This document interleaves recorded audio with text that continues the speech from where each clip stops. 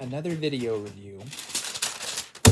This one had been bombarding my social media with advertisements last year, and I finally just got around to seeing this movie.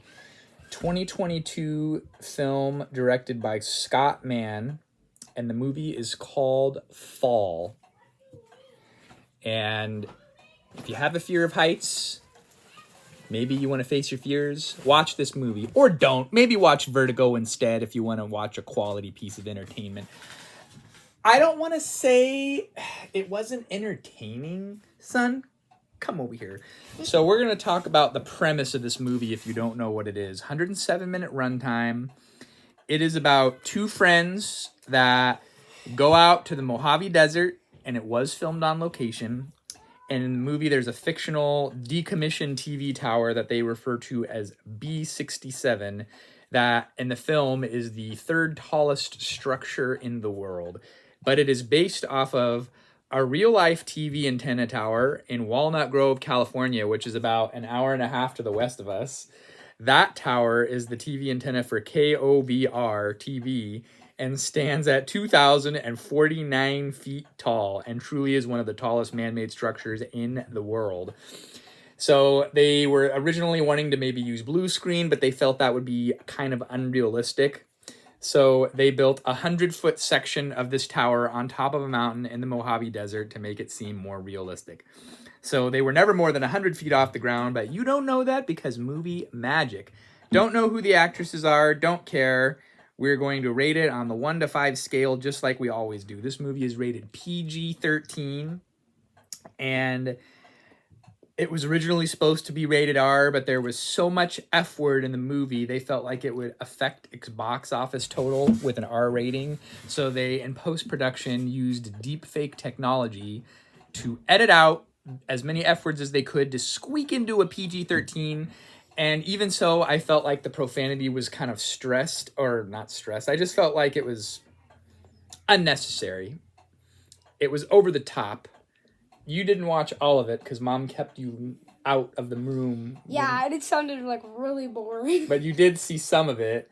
And tell me your thoughts when you first saw this movie and what your impression was on what you would think about it. When I first saw it, it was like the worst thing ever. Like right at the start, someone just dies immediately.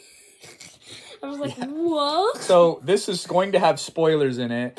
The very opening scene, this girl and her husband are mountain climbing, looks like the Yosemite Valley. Who knows? I didn't do my due diligence. But they're with their other blonde friend who is a female, and the husband reaches into a crevasse to click onto with his whatever. I don't know the proper terminology. I don't know anything about rock climbing. And a bird flies out. He loses his balance, falls to his death. So then his wife is horribly traumatized and basically becomes an alcoholic, and her dad is like reaching out, trying to get her to come back to the real world and deal with the death of her husband. And a year passes and she's still not right. And then her friend that was with her when the accident happened is like, let's face our fears.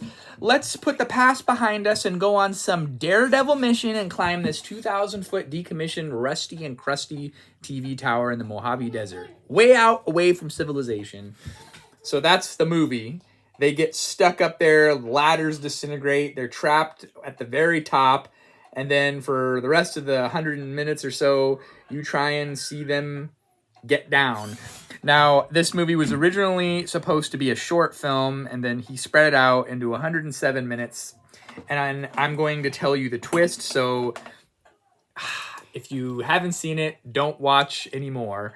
But basically, there's another movie with Shailene Woodley where she's like going on some round-the-world expedition with her boyfriend. Okay. What's with the weird faces? What do I do with my hands? We're on camera here. You don't have to do anything. Just look and be there peacefully while we're telling our friends a story.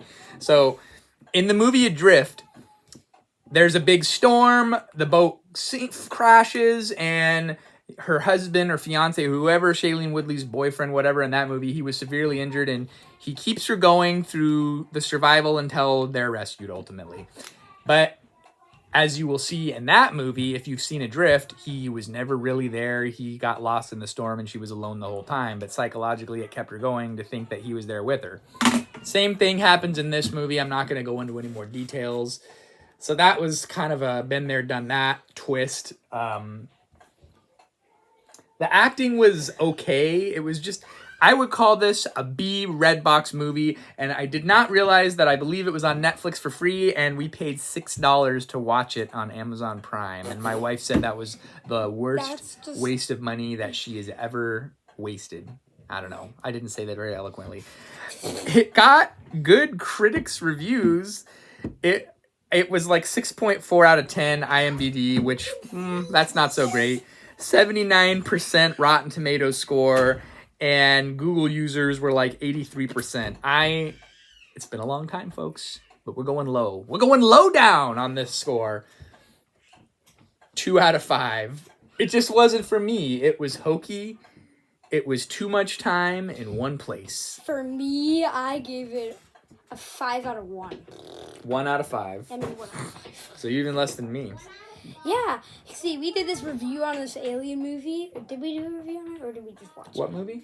That alien movie, remember we watched where everyone just died in it? The Live, Die, Repeat, Edge of Tomorrow? Yeah. I was 5 out of 5 on that film. See, and this is why my review doesn't matter, because everybody has their opinion. Just like even Rotten Tomatoes was in the high 70s and Google users were 83%. So it just didn't resonate with me. It just felt cheesy. It wasn't for me. But guess what? People loved it because they're making a part 2. So, and it was a box office success. It cost $3 million to make and made $21.8 million at the box office.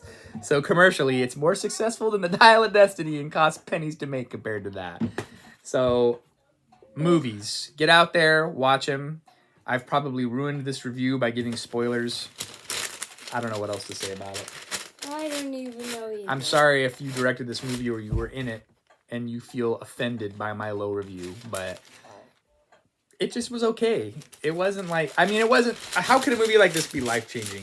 Like I said, popcorn flick, B movie. If you want to kill an hour and a half, check it out. But is it going to be in the vault of the DVD and VHS archives? No, sir, it will not. Until next time, we will see you then.